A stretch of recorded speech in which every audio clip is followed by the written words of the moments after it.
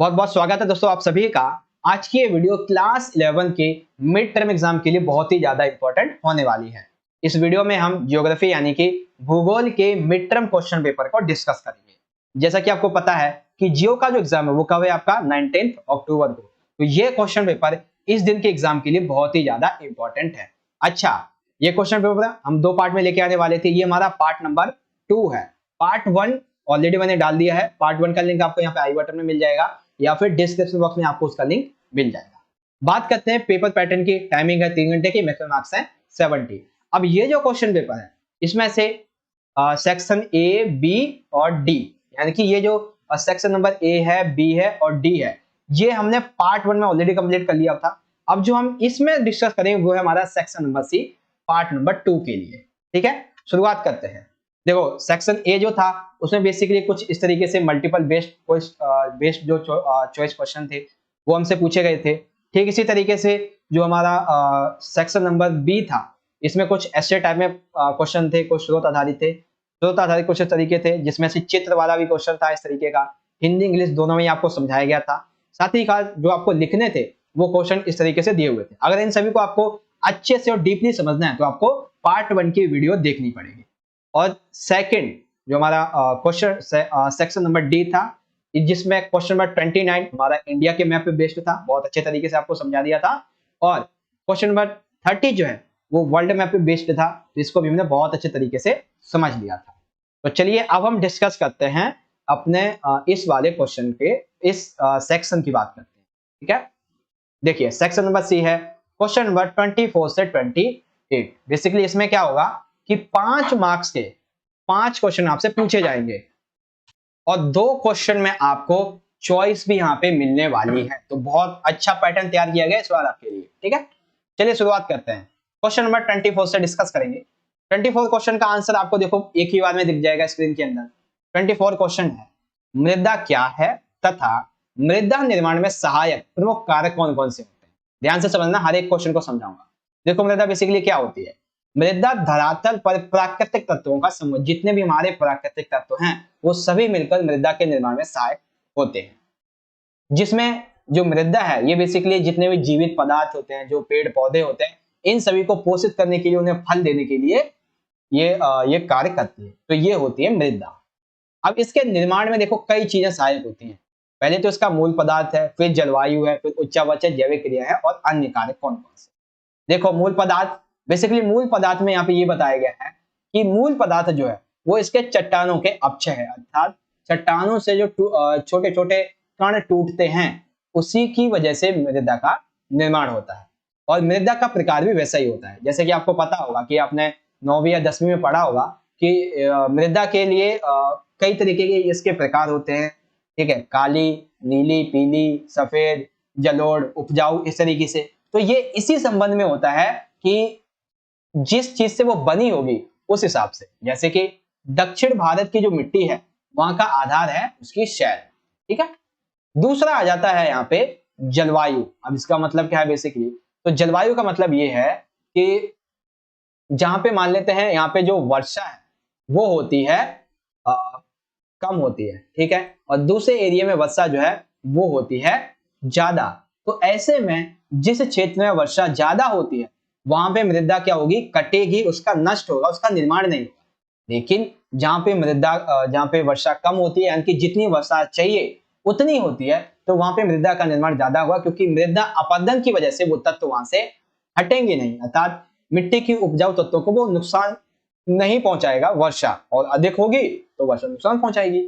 तीसरा है उच्चावच, अर्थात बेसिकली जो पहाड़ी भाग होते हैं इनकी मिट्टी होती है पतली, क्योंकि ये ऊंचाई पर होते हैं, और जबकि जो मैदानी इलाके हैं वो नीचे होते हैं, तो इनकी जो मिट्टी होती है वो होती है मोटी। फिर आती है जैविक क्रियाएं। जैविक प्रक्रिया बेसिकली वनस्पति आवरण एवं सूक्ष्म जीवों की उपस्थिति मृदा की उपजाऊ को दर्शाती है। अब देखो ये जैविक क्रिया क्या है। बेसिकली जब भी कोई जानवर की मृत्यु हो जाती है, कोई भी पौधा जो है वो बेसिकली सड़ जाता है या फिर गल जाता है, तो इसकी वजह से क्या होता है, वो धीरे धीरे करके छोटे छोटे पदार्थों में मिट्टी में मिल जाता है। तो ये मिट्टी को और ज्यादा उपजाऊ बना देते हैं और उसके निर्माण में फिर सहायक भी होते हैं। ठीक है, तो इस तरीके से आप इसे इजीली एक्सप्लेन कर दोगे। और अन्य कारक हैं जैसे कि मृदा की एक इतनी छोटी सी परत बनने में ना कई हजार सालों का यहाँ पे समय लग जाता है, ठीक है, लेकिन जितनी लंबी अवधि में मृदा बनेगी उतनी ही लंबी अवधि में ये और ज्यादा उपजाऊपन दिखाएगी, ठीक है। तो मृदा क्या है और इसके निर्माण में कौन कौन से पदार्थ सहायक होते हैं, आई होप आप समझ गए। इंग्लिश में देखेंगे व्हाट इज सॉइल, तो सॉइल की explanation, and soil formation is affected by the following factors, that is all of the above. चलिए क्वेश्चन नंबर 25 में देखिए आगे हमारा चॉइस वाला क्वेश्चन। क्वेश्चन पहला ये है कि पृथ्वी पर वायुमंडल का विकास कैसे हुआ। चलिए समझते हैं, अथवा वाला बाद में पढ़ेंगे। पृथ्वी पर वायुमंडल का विकास, तो पृथ्वी के वायुमंडल के विकास को हम उसकी अवस्थाओं के द्वारा समझते हैं। कौन कौन सी, बेसिकली 3 अवस्थाएं थी, पहली अवस्था, दूसरी और तीसरी। पहली अवस्था में क्या होता है कि सौर पवन के कारण हाइड्रोजन व हीलियम ये सभी पृथ्वी से दूर हो जाते हैं। जब पृथ्वी के निर्माण की प्रक्रिया होती है तो सौर पवन की वजह से हाइड्रोजन व हीलियम गैसें पृथ्वी से दूर हो जाती है। दूसरी अवस्था में पृथ्वी जब ठंडा होती है तो ठंडा होने की वजह से और विभेदन की प्रक्रिया, विभेदन अर्थात पृथ्वी के अंदर से बहुत सारी चीजों का निकलना, तो इस विभेदन की प्रक्रिया के दौरान पृथ्वी के अंदर से बहुत सी गैसें, जलवाष्प, ये सभी बाहर निकलते हैं। जलवाष्प, nitrogen, carbon dioxide, methane, ammonia, ये सभी अत्यधिक मात्रा में निकलती हैं, लेकिन स्वतंत्र ऑक्सीजन बहुत ही कम मात्रा में निकलती है। तीसरी अवस्था ये आती है कि जब पृथ्वी पर, ये चलो विभेदन की प्रक्रिया हो गई दूसरी अवस्था में, तीसरी अवस्था में पृथ्वी पर क्या होता है, लगातार विस्फोट होते रहते हैं, ज्वालामुखी के होते हैं, अंदर इसके भूगर्भ से विस्फोट होते रहते हैं। इसकी वजह से वाष्प और गैसों की मात्रा बढ़ने लगती है।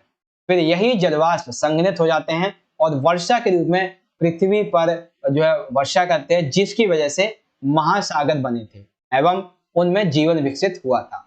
और इस जीवन विकसित होने के पश्चात ही प्रकाश संश्लेषण की प्रक्रिया के बाद वायुमंडल में ऑक्सीजन की जो अवस्था है वो ज्यादा हो जाती है, तब जाके कहीं जीवन की शुरुआत, जो मनुष्य हैं उनकी शुरुआत यहाँ पे स्टार्ट होती है। तो ये है बेसिकली अवस्थाएं, प्रथम अवस्था, द्वितीय अवस्था और तृतीय अवस्था। प्रथम अवस्था में क्या होता है, जितनी महत्वपूर्ण गैसें होती हैं वो दूर हट जाती हैं। दूसरी अवस्था में बहुत विभेदन की प्रक्रिया के द्वारा बहुत सारी चीजें निकलती हैं। तीसरी अवस्था में ज्वालामुखी विस्फोट होते हैं, गैसें निकलती हैं, वर्षा बनती है और ऑक्सीजन की मात्रा बढ़ती है और इस तरीके से निर्माण होता है। ये हो गया हमारा पहला क्वेश्चन। अथवा में देखिए विस्तारित ब्रह्मांड परिकल्पना का वर्णन कीजिए। अब ये परिकल्पना क्या है, विस्तृत ब्रह्मांड परिकल्पना, बेसिकली ये परिकल्पना है बिग बैंग सिद्धांत। बिग बैंग जो आपका सिद्धांत है ये परिकल्पना है। ये क्वेश्चन को घुमा फिरा के पूछा गया है, तो इस संबंध में एक भूमिका बनाएंगे कि पहले तो आप बताओगे ब्रह्मांड के विस्तार का अर्थ क्या है। तो जब आकाश गंगाओं के मध्य दूरी विस्तृत हो जाती है तब हम कहते हैं कि ब्रह्मांड का विस्तार हो रहा है। और हॉयल ने इसे स्थिर अवस्था संकल्पना के नाम से भी जाना जाता है। इसी संबंध में एडविन हम्बल ने 1920 में ये कहा कि जैसे जैसे समय बीतता जा रहा है आकाश गंगाएं दूर होती जा रही हैं तथा ब्रह्मांड का विस्तार होता जा रहा है। और इस संबंध में एक आया सिद्धांत, बिग बैंग सिद्धांत। चलिए समझते हैं क्या। तो शुरुआत में क्या होता है कि वे सभी पदार्थ जिनसे ब्रह्मांड बना है, फॉर एग्जाम्पल मान लेते हैं ब्रह्मांड जो है सेलों से बना है, ठीक है, ब्रह्मांड महाद्वीपों से बना है, ब्रह्मांड जल से बना है, छोटे छोटे ग्रहों से बना है। तो ये थे क्या, बेसिकली तब क्या था जब शुरू में ये ब्रह्मांड बनने की प्रक्रिया हुई, ये छोटे छोटे इस तरीके के जो गोलक हैं इस रूप में ये थे, जिसे हम एकाकी परमाणु कहते हैं। यानी कि इतनी ज्यादा पावर थी इनकी कि इनके अंदर एक जैसे परमाणु होता है ना, परमाणु बम, जापान की हिरोशिमा नागासाकी वाली आपने घटना सुनी होगी, तो उसी तरीके से इनके अंदर बहुत ही ज्यादा चीजों को ये अपने अंदर समाहित कर रखे थे, जिसकी और ये क्या थे, मतलब इनका आकार बहुत छोटा था, लेकिन ये जितने सूक्ष्म थे उससे ज्यादा इनका तापमान बहुत ही घनत्व था, ठीक है, तापमान एवं घनत्व बहुत ही ज्यादा हुआ करता था।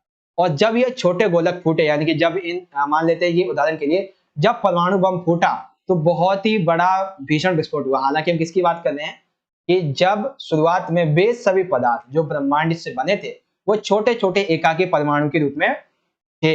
हालांकि ये छोटे जरूर थे लेकिन इनका तापमान एवं घनत्व बहुत ही ज्यादा था। और जब इनका विस्फोट होता है तब बहुत ही ज्यादा विस्तार ब्रह्मांड में देखने को मिलता है। और जब यह विस्तार होता है तो विस्तार की वजह से कुछ ऊर्जा जो है वो छोटे छोटे पदार्थों में परिवर्तित हो जाती है। और तकरीबन 3 लाख वर्षों के बाद तापमान जब 4500 केल्विन तक गिर जाता है, तब जाके परमाणुीय पदार्थों का निर्माण हुआ और ब्रह्मांड फाइनली पारदर्शी हो गया था। तब से जो वैज्ञानिक हैं, जियोग्राफिलॉजिकल जो भू वैज्ञानिक हैं, भूगोलवेत्ता हैं, उन सभी का मानना ये है कि बिग बैंग की जो घटना है वो अभी से लगभग 13.7 अरब वर्ष पहले शुरू हुई थी। शुरू तो हुई थी इस समय, लेकिन आज भी ब्रह्मांड का विस्तार जारी है, याद रखना। ठीक है, तो ये दोनों क्वेश्चन हमने समझ लिए हैं, पृथ्वी पर वायुमंडल का विकास और विस्तृत ब्रह्मांड की परिकल्पना। चलिए अब इसी को जो बच्चे इंग्लिश मीडियम में हैं इजीली यहां से पढ़ लीजिएगा।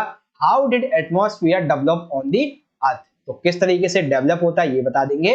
Then describe the expanded universe hypothesis, तो किस तरीके से एक्सपेंड होता है, तो इस संबंध में एडविन हबल मीनिंग क्या है और हॉयल की explanation, and then big bang theory क्या थी इस बारे में। ठीक है बच्चों, क्वेश्चन नंबर 26 डिस्कस करते हैं। 26 है महाद्वीपीय विस्थापन सिद्धांत व प्लेट विवर्तन सिद्धांत में मूलभूत अंतर, यानी कि दो सिद्धांत है, महाद्वीपीय विस्थापन और प्लेट विवर्तन, इसमें हमें अंतर बताने हैं। ठीक है, तो देखो महाद्वीपीय विस्थापन सिद्धांत की पहली बात करें तो इसमें क्या होता है, बेसिकली ये दिया है वैगनर ने। तो वैगनर का मानना ये था कि कार्बोनिफेरस युग में सभी स्थल भाग एक बड़े भाग से जुड़े थे जिसे हम पेंजिया कहते हैं। ठीक है, तो वैगनर का मानना ये है कि वर्तमान में जितना भी स्थल ये टूट गया है, जितने भी हमारे ये 7 महाद्वीप हैं, पहले ये पूरे एक ही महाद्वीप में जुड़े हुए थे जिसे हम कहते थे बेसिकली पेंजिया कहते थे। वैगनर का मानना यह था कि पेंजिया के कुछ भाग भूमध्य रेखा की ओर धीरे धीरे करके खिसकने लगे थे, अर्थात मान लेते ये जो पेंजिया है, ठीक है, ये पूरा का पूरा, और ये बेसिकली धीरे धीरे करके क्या था, ये जो भूमध्य रेखा थी ना, ये वाली भूमध्य रेखा, इसकी तरह इसके कुछ भाग खिसकने लगे थे।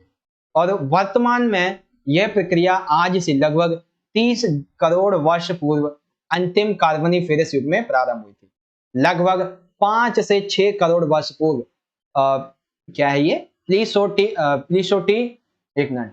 प्लीस्टोसीन युग में महाद्वीपों ने वर्तमान स्थिति के अनुरूप लगभग मिला जुला आकार धारण कर लिया था। अर्थात बेसिकली महाद्वीपीय विस्थापन सिद्धांत क्या है, क्या अंतर है इसमें, ये वैगनर का सिद्धांत है। उनका कहना है कि जितने भी आज हम ये 7 महाद्वीप देखते हैं, ठीक है ना, ये 7 महाद्वीप, ये पहले क्या थे, एक ही महाद्वीप हुआ करते थे।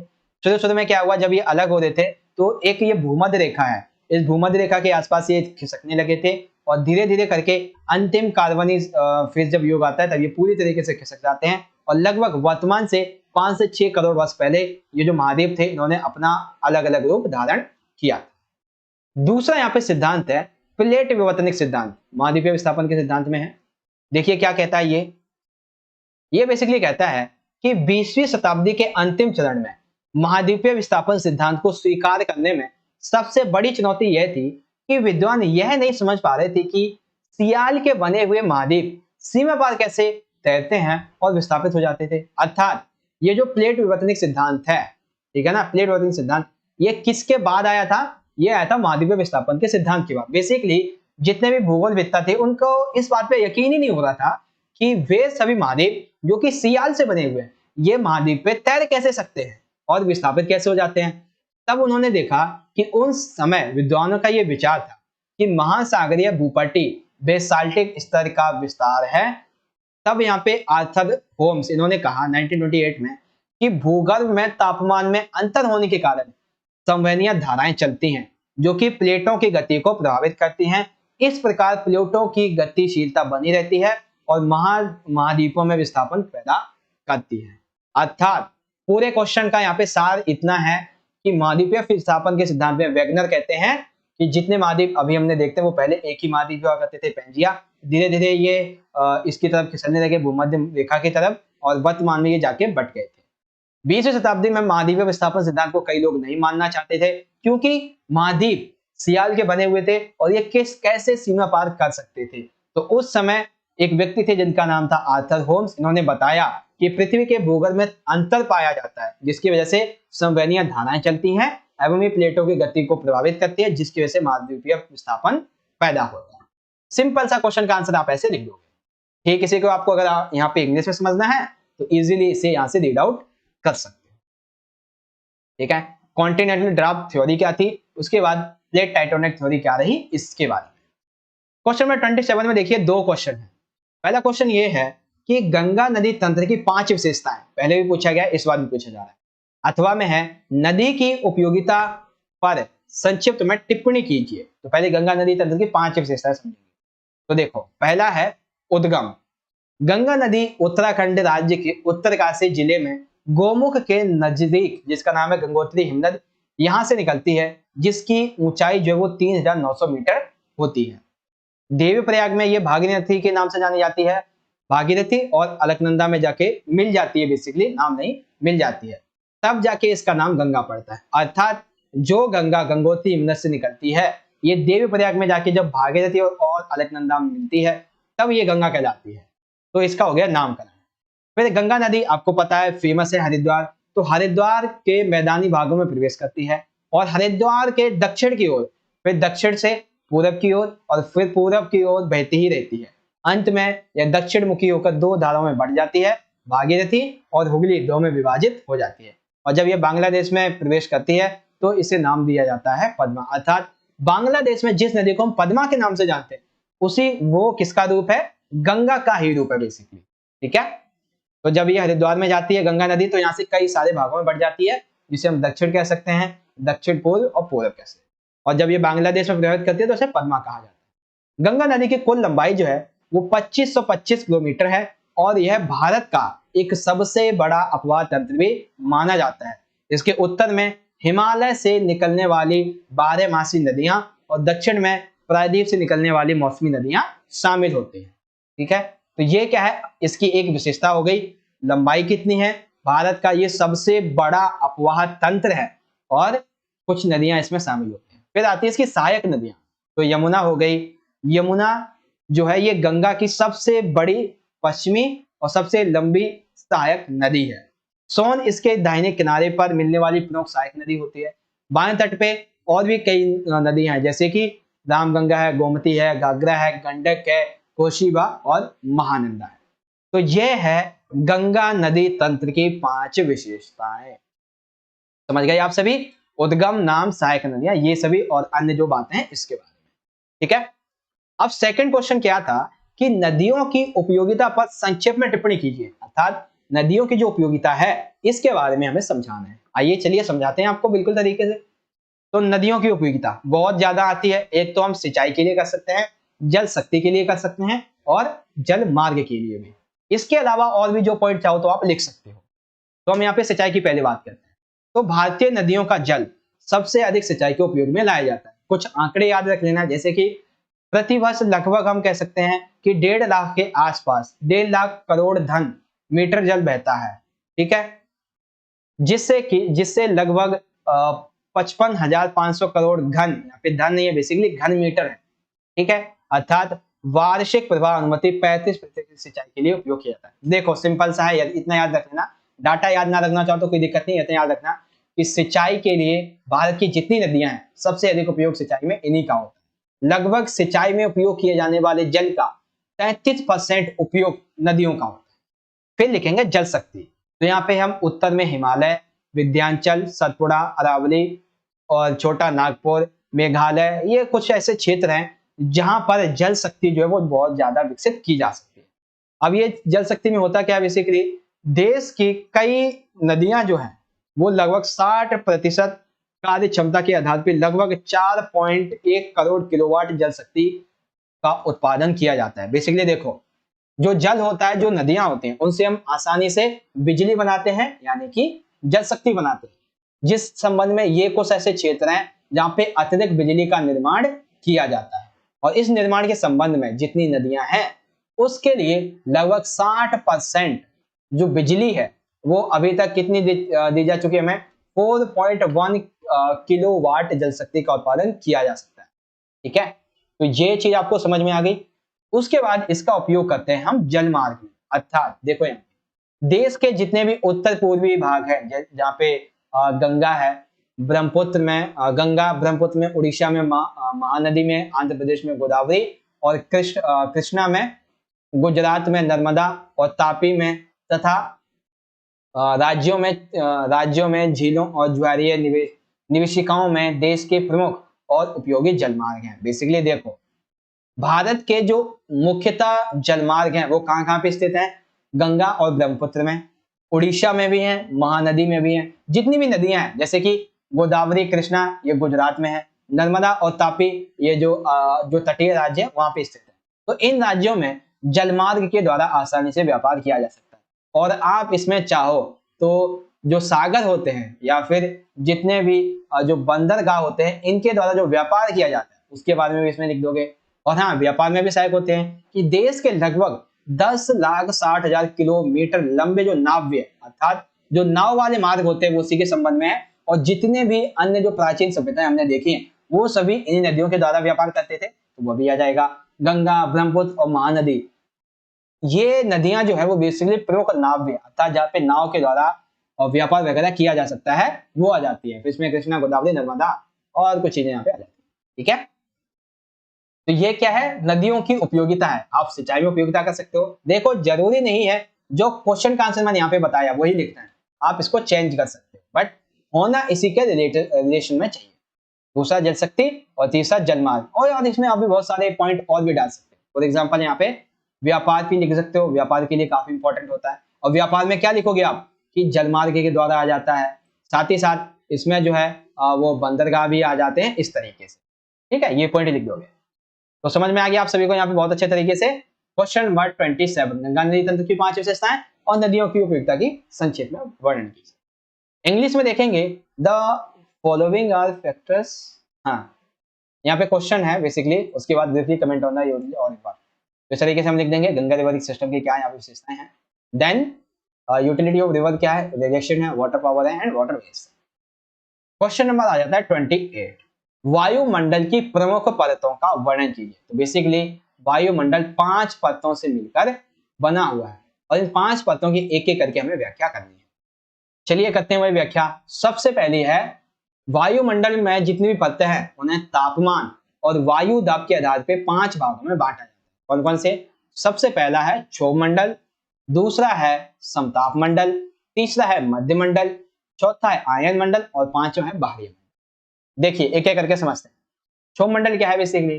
तो वायुमंडल की सबसे निचली परत होती है ये। ठीक है, यहाँ पे इस इमेज में आप देख सकते हो कि ये जो इमेज आपको यहाँ पे दिख रही है, यहाँ पे आप देखना ये इतना एरिया जो है ये वाला, ठीक है ना, ये क्या है?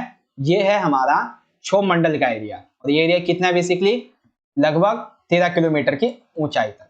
इसी परत में ऋतु और मौसम से संबंधित परिवर्तन आते हैं, इसीलिए ये मानव के लिए बहुत ही ज्यादा उपयोगी है। दूसरी है समताप मंडल। तो ठीक क्षोभ मंडल के ऊपर आपको ये देखने को मिलेगा। ठीक है, क्षोभ मंडल के ऊपर ये है समताप मंडल। अब इस समताप मंडल में बेसिकली इसका विस्तार होता है 50 किलोमीटर तक, जिसमें 20 किलोमीटर की ऊंचाई तक जो है तापमान में कोई परिवर्तन नहीं आता है, इसीलिए इसे समताप अर्थात 20 किलोमीटर की ऊंचाई तक तापमान में परिवर्तन ना आना, यही इसकी विशेषता है, जिसलिए इसे समताप मंडल कहते हैं। इसके निचले भाग में ओजोन गैस उपस्थित है। यहाँ पे देख रहे हो ना आप, यहाँ पे क्या दिख रहा है? ओजोन गैस यहाँ पे आपको दिख रही हो, जो सूर्य से आने वाली जितनी भी पैराबैंगनी किरणें हैं इन सभी को अवशोषित कर लेती है। ठीक है, तो क्षोभ मंडल समझ में आ गया, समताप मंडल समझ में आ गया। अब आ जाते हैं यहाँ पे हम दूसरा वाला कहाँ है? तीसरा मध्य मंडल। इसका विस्तार है 50 से 90 किलोमीटर और जैसे जैसे आप ऊंचाई की तरफ बढ़ते जाओगे तापमान में गिरावट आती जाएगी। तो ये हमारा मध्य मंडल। बेसिकली यहाँ पे उल्काएं मौजूद होती हैं, जैसे जैसे ऊंचाई के साथ बढ़ते जाओगे तापमान में कमी आएगी। और इसका जो विस्तार है वो 50 से लेके 80 किलोमीटर तक होता है। फिर आता है यहाँ पे हमारा आयन मंडल। ठीक है, अब ये जो आयन मंडल है बेसिकली ये 80 से लेके या फिर कह सकते हो कि 100 से 400 किलोमीटर तक इसका विस्तार होता है। यहाँ पर जो गैस है उनके कण अवशोषित हो जाते हैं, अर्थात यहाँ पे जितने भी गैस के कण उपस्थित होते हैं वो विद्युत के द्वारा अवशोषित होते हैं, तो इसीलिए इसे हम आयन कहते हैं और इसी आयन कणों की वजह से इसे आयन मंडल कहा जाता है। आयन मंडल में पृथ्वी से प्रेषित जितनी भी रेडियो तरंगे होती हैं वो सभी यहाँ से परिवर्तित होकर उसे पृथ्वी पर वापस भेज दी जाती है। और इसमें क्या होता है, जैसे जैसे ऊंचाई की तरफ आप बढ़ते जाओगे यहाँ पर तापमान बढ़ता चला जाता है। ठीक है, तो ये हो गए आयन मंडल की विशेषताएं।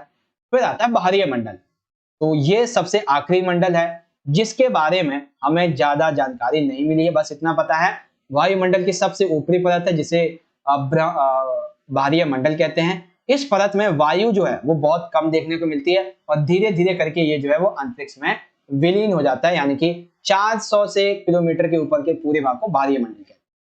तो ये कितने मंडल थे, कितनी परतें थी? वायुमंडल की मुख्यतः कितनी परतें हैं? 5। पहली परत क्षोभ मंडल, दूसरी समताप, तीसरी मध्य, चौथी आयन और पांचवी बाहरी। इसी को इंग्लिश में समझोगे, describe the main layers of the atmosphere. तो ट्रोस्फियर है, स्ट्रोस्फियर है, मेसोस्फियर है, आइनोस्फियर है एंड एक्सोस्फियर। इन सभी के बारे में इजीली आप लिख दोगे। तो इस तरह से हमारे क्वेश्चन पेपर का ये वाला जो पार्ट था, सेक्शन नंबर सी, हर एक क्वेश्चन को अच्छे से समझ लिया है। क्वेश्चन नंबर 24 था मृदा क्या है, इसके निर्माण में सहायक कारक कौन कौन से हैं, ठीक है, हिंदी इंग्लिश दोनों में समझ लिया था। 25 था पृथ्वी पर वायुमंडल का विकास कैसे होता है, तो इन कुछ तरीकों से पृथ्वी पर वायुमंडल का विकास होता है।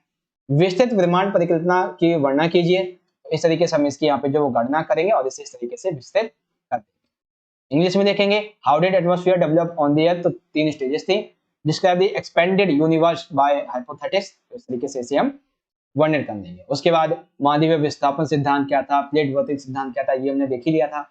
और गंगा नदी तंत्र की 5 विशेषताएं ये देख ली हैं, और नदी तंत्र की उपयोगिता क्या थी ये भी हमने देख ली। और सबसे आखिरी क्वेश्चन था हमारे यहाँ पे जो भी हमने डिस्कस किया है, वायुमंडल की प्रमुख 5 परतें कौन सी हैं, और इंग्लिश में भी। तो इस तरीके से बेसिकली क्वेश्चन पेपर का पूरा पार्ट हमारा कंप्लीट हो जाता है। एक बार मैप में आपको दोबारा थोड़ा सा और समझा देता हूँ। बेसिकली मैप में ये जो जानकारी दी गई है आपकी, इसमें से किन्हीं 5 जानकारियों को आपको भरना था, ठीक है, जिसमें से यहाँ पे आप देखोगे तो पहला जो है वो बेसिकली था सबसे अधिक जनसंख्या वाला राज्य यूपी, सबसे कम जो है वो सिक्किम है, तीसरा गंगा नदी का उद्गम स्थान है, 14 सबसे जो अधिक क्षेत्रफल वाला राज्य है वो था, 5वां जो है सिंधु नदी का उद्गम क्षेत्र है एमपी में, इसके राजधानी के पास में, 6ठा कम जनसंख्या जो क्षेत्रफल वाला राज्य था वो था।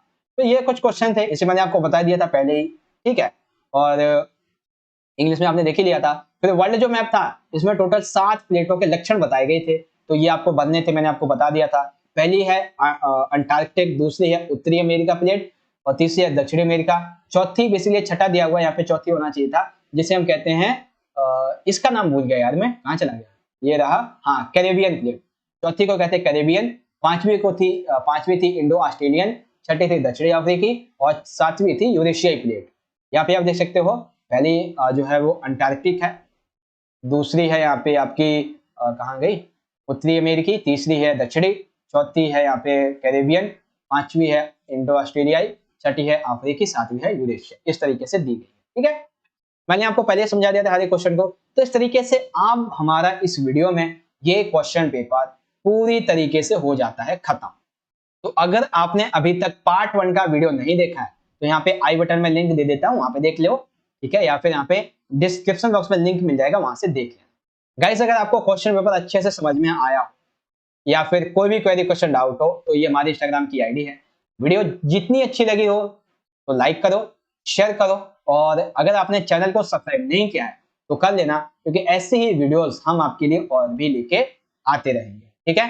मिलेंगे आपसे अगली वीडियो में, तब तक के लिए आप पढ़ते रहिए और अपने एग्जाम की अच्छे से तैयारी कीजिएगा। धन्यवाद। जय हिंद, वंदे मातरम।